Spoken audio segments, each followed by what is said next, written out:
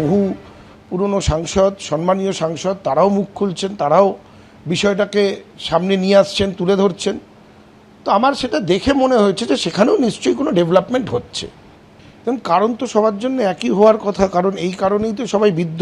আশঙ্কা করাটা তো অমূলক নয় যে এরকম ঘটনা লোকসভা বা রাজ্যসভা ঘটতে পারে, এটা ভাবাটা অমূলক নয়। কারণ এখানে যেহেতু এটা হতে পেরেছে, এবার তারা হয়তো তাদের মতো কি চিন্তা ভাবনা করছে। বিধায়কদের তো মন খারাপ হয়েছে, সেই জন্য তারা বিধায়কের আলাদা দল তৈরি করেছে।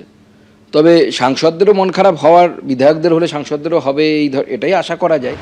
তৃণমূল কংগ্রেসের সংসদীয় দল ভাঙনের মুখে, সেটা কিন্তু মোটের ওপরে পরিষ্কার হয়ে যাচ্ছে। কিন্তু সেই ভাঙনটা কি আজই হবে? সুখেন্দু শেখর রায় তিনি বলছেন, যখন ভাঙন শুরু হয় তখন আগে থেকেই কিন্তু বাঁধ দিতে হয় বা বোল্ডার ফেলতে হয়। যদিও কীর্তি আজাদ তিনি কিন্তু বলছেন, মমতা বন্দ্যোপাধ্যায়ের পাশে তিনি আগেও ছিলেন, এখনো থাকবেন।